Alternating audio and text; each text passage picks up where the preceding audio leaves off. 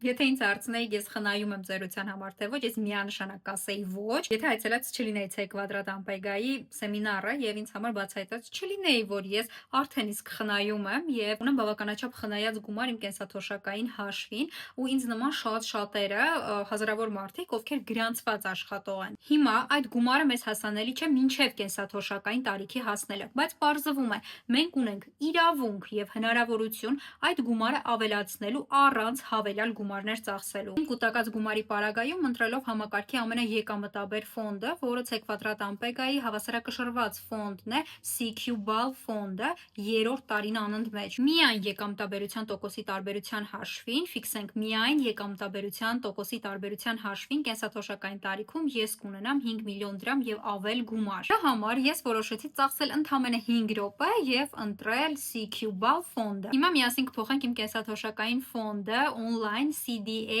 AM կայքի միջոցով։ Ես էջում կենսաթոշակի հետ կապված տեսանյութ ունեմ, թե այդ գիտելիքը, թե այս գիտելիքները ես ամբողջը սովորել եմ C Quadrat Ampegայի անվճար սեմինարի ընթացքում, եւ երբ որ իմացա կարող եմ իմ ապագա կենսաթոշակը առանց հավելյալ ծախսերի, առանց հավելյալ վճարների ավելացնել, մտածեցի ինչու ոչ։ Իրականում բոլոր կենսաթոշակային ֆոնդերն էլ համեմատաբար ցածր ռիսկայնություն ունեն, բայց եթե ուզում եմ ստանալ մաքսիմալ հնարավոր բարձր թոշակ, համար տրամաբանական է ընտրել ամենաեկամտաբեր ֆոնդը։ Ես երիտասարդ եմ ու կարծում արդեն հասկացել եք, որ նաև շատ ամբիցիոզ եւ իսկապես ես ուզում եմ, որ իմ այսօրվա կատարած աշխատանքի շնորհիվ ես ունենամ հնարավորինս ապահովված ֆինանսական ապագա։ Վերջի վերջո ես ուզում եմ, որ իմ կուտակումները աճեն հնարավորինս արագ տեմպով, իսկ դուք